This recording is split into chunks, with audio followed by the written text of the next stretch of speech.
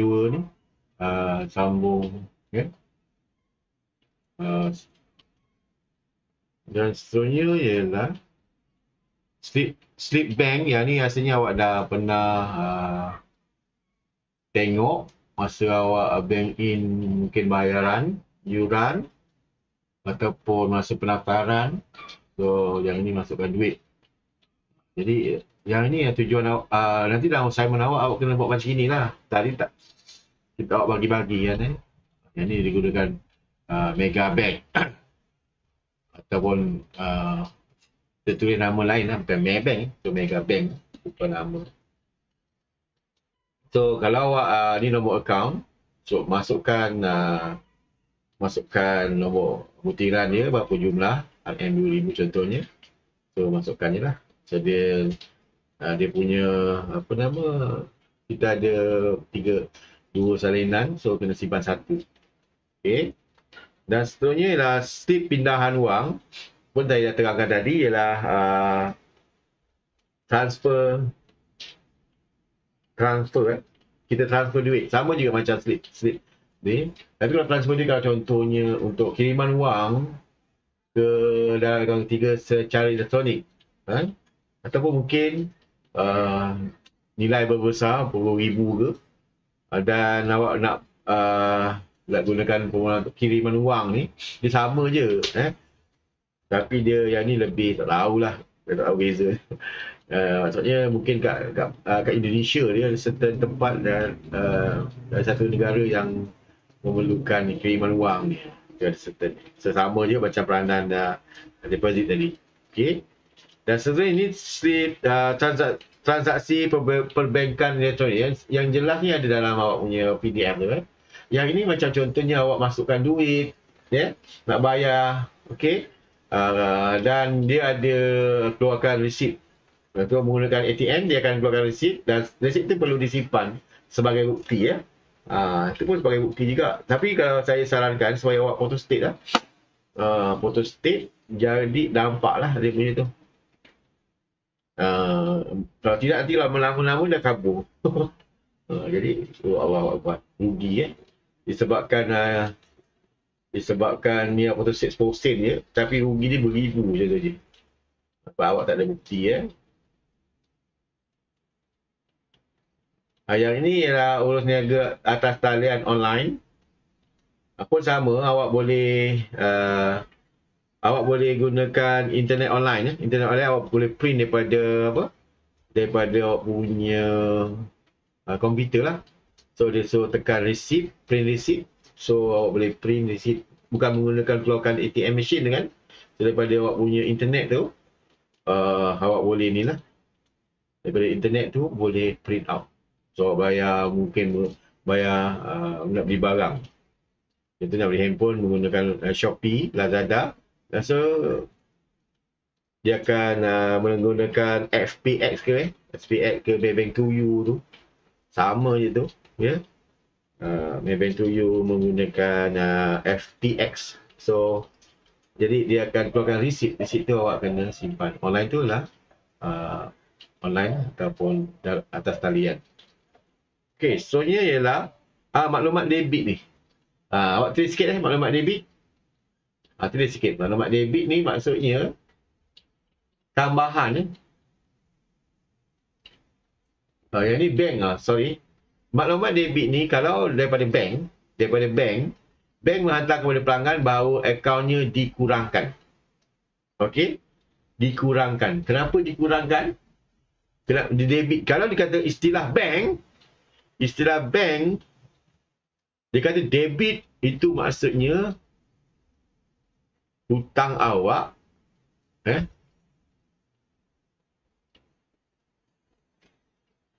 hutang ni berkaitan dengan hutang. Ni berkaitan dengan hutang. Contoh dengan bank, awak hutang apa?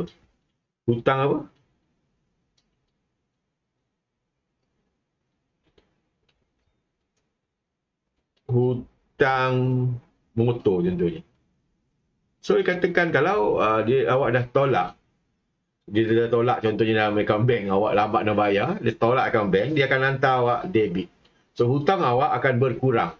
So sebab tu dia beritahu awak maklumat debit ataupun debit note so ni bank putra, tadi Mega Bank ni, Bank to you, yang ni bank putra bank lain. Okey,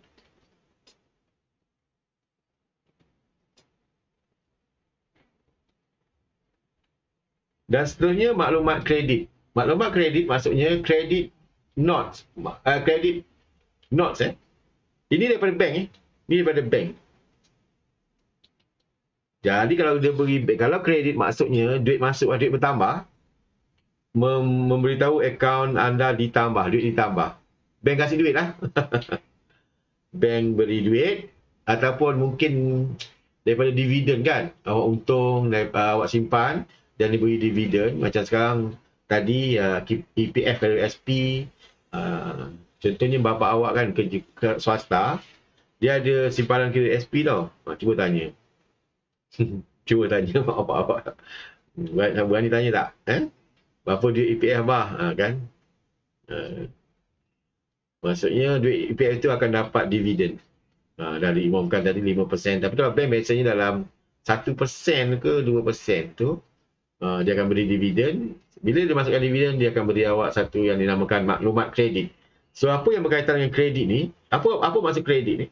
Kredit maksudnya dalam bank, dalam istilah bank ialah apa?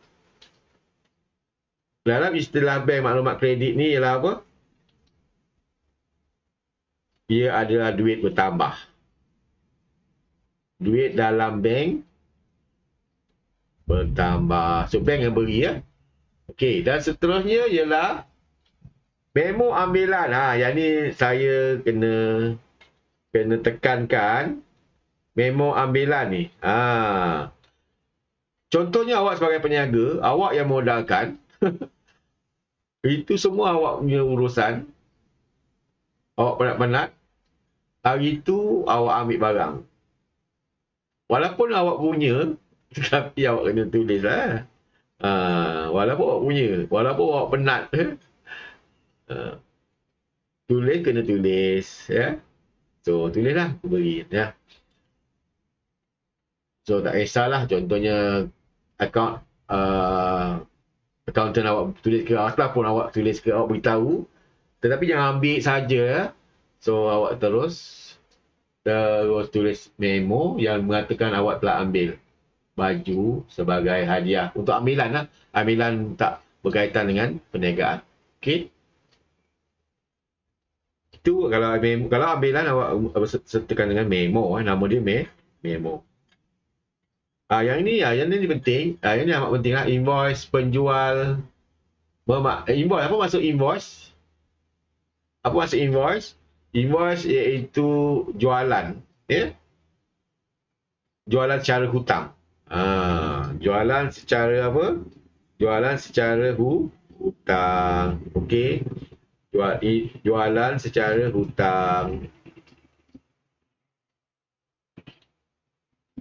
Okey. Siapa yang menjualkan dalam hal ni lah syarikat Asia Garments. Asia Garment. Okey.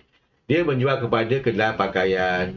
Kedai pakaian Fendi ni, dia ambil barang tapi belum bayar. So,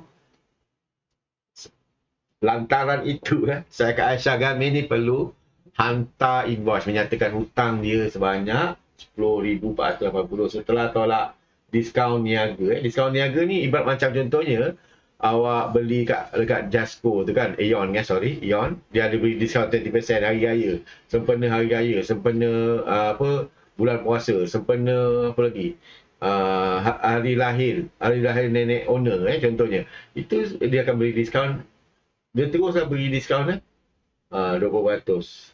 So awak tulis sikit, dia ada kat sini ialah ni diskaun niaga disebabkan awak membeli barang, and then yang kat sini ni, yang ni nilai dia RM10,480, iaitu kedai pakaian Fendi berhutang sejumlah RM10,480. Okey. Dan dia serahan maksudnya angkutan dibayar. Dia hantar berserta dengan lori tadi. Okey, pengangkutan disediakan lah. Ini pengangkutan disediakan. Dan syarat, apa maksud syarat ni? Syarat ditulis itu 10%. Apa maksud 10%? 10,480 kalau dibayar dalam masa 3 hari, pembeli akan dapat diskaun sebanyak berapa?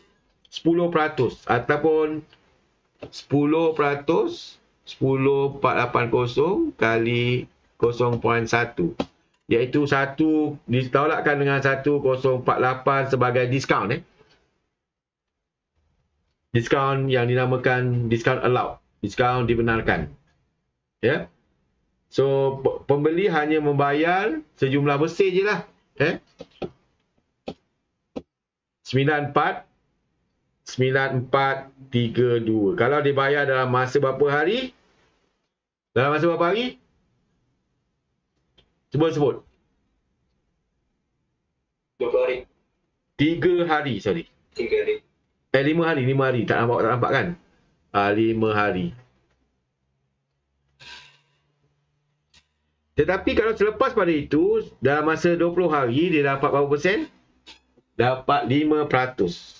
Okey, 5% maksudnya dalam masa 20 hari. Okey? Jadi, dia hanya bayar berapa? Kalau selepas 3 hari, dia hanya dapat 5% ataupun 524 diskaun.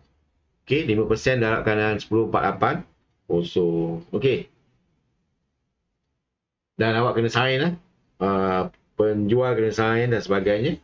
Dan seterusnya ialah nota debit. Yang tadi lah nota debit dan nota kredit daripada pihak bank. Tetapi yang ini ialah nota debit dan nota kredit daripada apa? Daripada ni. Bukan bank Yang ini daripada awak lah. Yang tadi proses barang tu. Di mana barang itu terkurang charge. Kalau nota debit daripada awak, daripada penjual, invoice tambahan bahawa untuk menambah jumlah dalam invoice. Maksudnya awak terkurang charge. Harga dia mahal. Harga dia ialah contohnya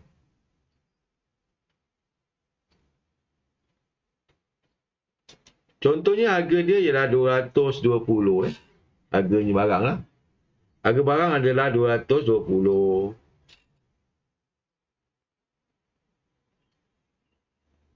Tetapi awak charge dia RM200. Terkurang berapa sini? 220 dengan 20 terkurang berapa? 20 ringgit.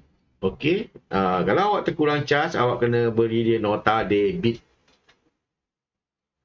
Sebab awak terkurang charge ataupun nak tambahkan contohnya 200 kan. Sebenarnya 220 tapi awak charge 200. Jadi terkurang lah. So nak nambahkan daripada 200 kepada 220, awak sertakan dia dengan nota debit. Okey. Dah. Seterusnya ialah nota kredit mengurangkan hutang pembeli. Yang ini contohnya kalau rosak lah. Baju yang awak beri pada pembeli rosak. Rosak. Okey. Rosak contohnya dia nak baju lelaki. Awak terkasih baju perempuan. Kan? Lagi padahnya besok nak raya. Macam mana aku nak raya ni? Tak jadi raya. Baju perempuan aku nak pakai contoh. Sebab penjual tu tersalah beri. Ataupun kerana rosak. Mungkin kerana rosak koyak contohnya. Koyak pula tempat-tempat sulit tu dia nampak orang nampak Jadi awak sebagai pembeli pulangkan ataupun pelanggan berulangkan kepada awak. Jadi awak kena sertakan nota kredit So hutang dia daripada sebenarnya 280 contohnya.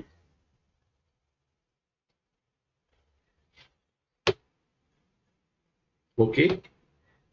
Hutang dia semakin contohnya dia berhutang sebanyak 224 Jadi kita akan dah tak ada hutang lah sebab dia pulangkan kan. Hutang contohnya hutang pelanggan dah tak ada lagi lah sebab dia dah pulangkan. Tu takkan nak bayar kan, rosak kan. Okey. Dan seterusnya ialah bil bayaran. Ini bil bayaran senang, amat senang. Ini maksudnya bil bayaran ni, yang ini pembekal macam TNB beri ni sebagai dokumen sokongan. Kalau awak nak bayar mesti ada sertakan ni, mesti letakkan kat bawah lah bil bayaran ni. Ataupun dalam bahasa Inggeris dia ialah payment bill. Ni awak biasa nampak lah TNB bill ni kan. Jadi awak kena bayar berapa jumlah, 300 ke 400 ni. Semua ada dinyatakan dalam bil ni. Jadi inilah bil bayaran yang biasanya kalau awak nak buat bayaran mesti ada sertakan dengan bil yang diberi oleh pembekal, okey, ataupun supplier.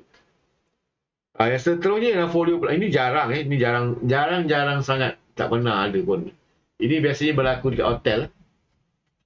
Berlaku kat hotel, dia hotel ni akan menggunakan banyak perkhidmatan dalam masa khusus, contohnya 3 hari. Dia gunakan makan, dia duduk je, dia dapat hutang lah. Gunakan bilik, gunakan untuk makanan, peralatan. Jadi semua tu kita buat dalam folio pelanggan ini. Berapa dia punya jumlah charge yang dikenakan. Ini jarang. Tak ada pernah, lama style. Dan seterusnya maklumat penting dalam dokumen. Yang ni pun penting. Dalam dokumen biasanya apa yang perlu ada dalam dokumen? Kalau awak tengok kat situ, kita ada, memang tak nampak, memang tak nampak. So kita ada sini, saya tulis lah senang. Okey, saya tulis.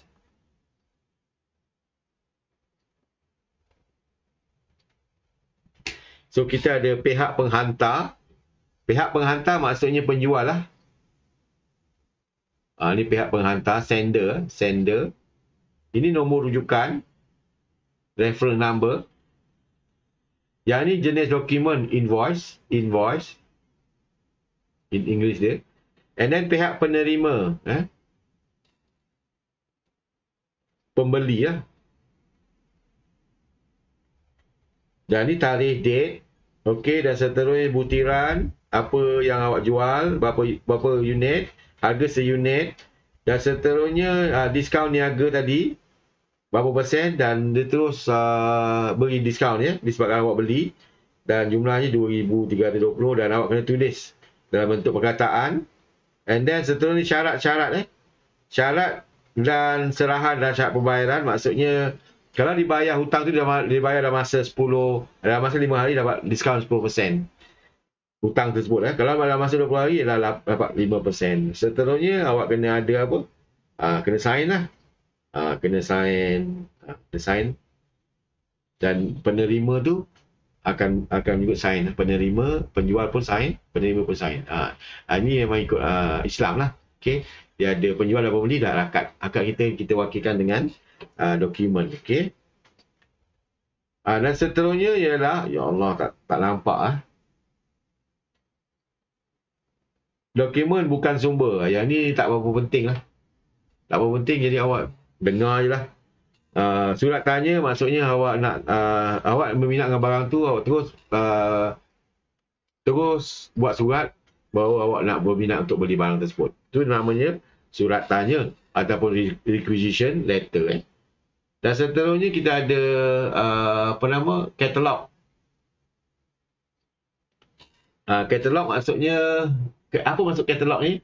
Quotation. Contohnya kalau ada pelanggan tanya awak, kalau saya nak beli saya nak gunakan hotel awak, contoh awak ada hotel berapa charge contohnya untuk 3 hari untuk 100 orang contohnya. So awak beli di quotation ataupun quotation, sebut harga dan sebagainya. So semua tu adalah maklumatnya. Dan satu lagi penyata akaun apa maksud penyata akaun ni? Rasanya awak tahu ledger. Kalau awak tanya college, nak tahu ledger saya, hutang saya, so dia akan nyatakan, dia akan beri awak punya statement account lah. Ataupun pihak bank pun akan beri statement account. Kalau kat situ dia menerangkan secara lengkap, secara detail awak punya hutang. Tarikh charge, tarikh bayar, ya. Semua ada. Kadang-kadang dia akan beri satu surat peringatan. Itu dokumen yang perlu disimpan, ya. Lagi satu ialah penyata bank. Penyata bank ni penyata bank. Penyata bank maksudnya ni awak tulis situ setiap bulan pihak bank akan beri awak bank statement setiap hujung bulan. Okey. Ini menyatakan duit awak masuk ataupun duit keluar. Yang ni delivery order. Delivery order ni ialah apa? Delivery order ialah, sorry yang tak terang, nanti saya akan buat lebih terang lagi. Tapi saya tak janjilah. Okey, delivery order ialah apa? Yang ni awak kena buat nanti. Okey, delivery order ialah pesanan belian. Okey, sorry. Nota serahan delivery order. Nota serahan. Maksudnya bila mana awak serah barang, penjual serah barang, awak sertakan dengan dokumen delivery order. Kalau tidak nanti dia kata barang tak sampai lah, barang tak sama lah, barang teruk lah sebab dia tak ada bukti. Kalau dia dah sign itu, dia dah sign. Contohnya pembeli telah buat akuan penerimaan, jadi dia tak boleh nak petikaikan. Ya. Itu penting nota serahan.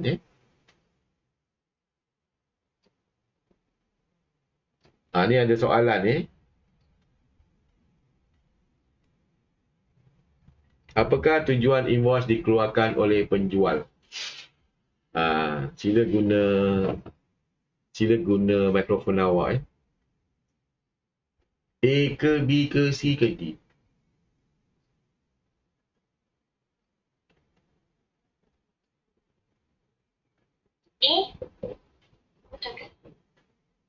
D saya jawapannya D.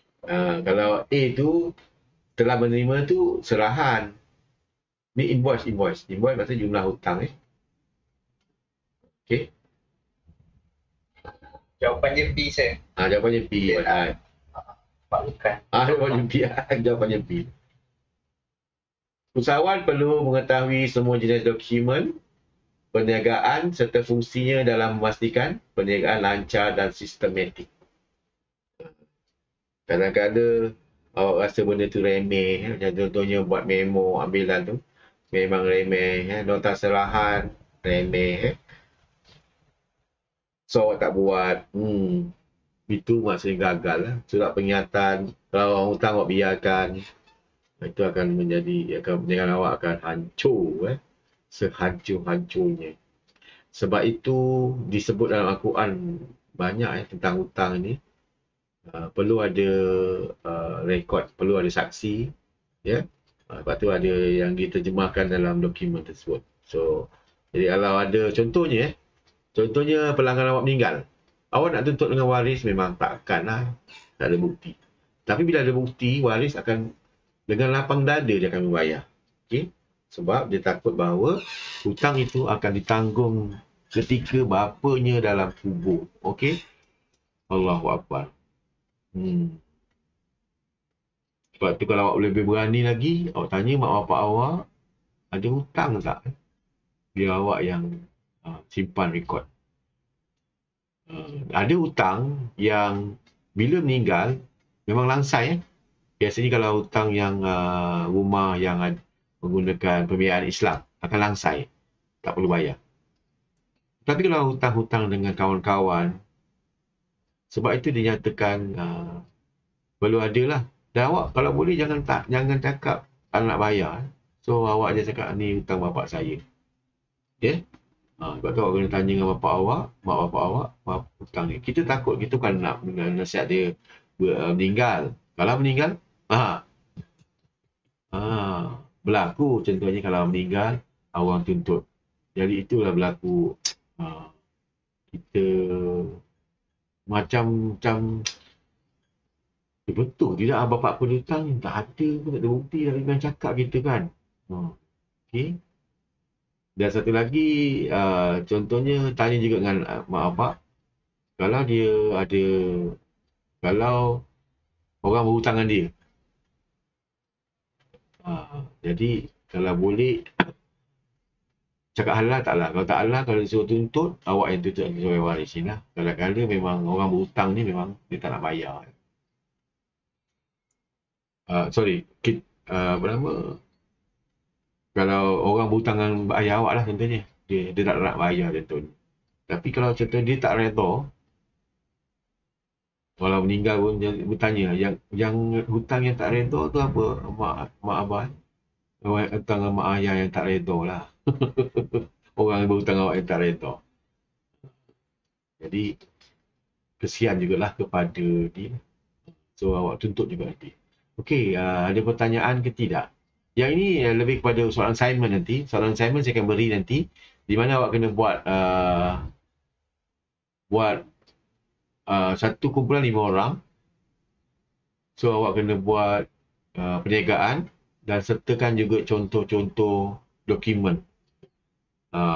Contoh-contoh dokumen yang berkaitan dengan perniagaan awak. Okey. Ada berbagai contoh. Okey, itu saja daripada saya. Ada pertanyaan ke tidak? Nanti saya akan tutup ni untuk recording. Tetapi saya akan record untuk kehadiran ni. Record untuk kehadiran. Dan selepas itu saya akan beri awak punya. Terus saya terus buat untuk rakaman yang dua rakaman ni saya akan hantar. Okey. Terima kasih.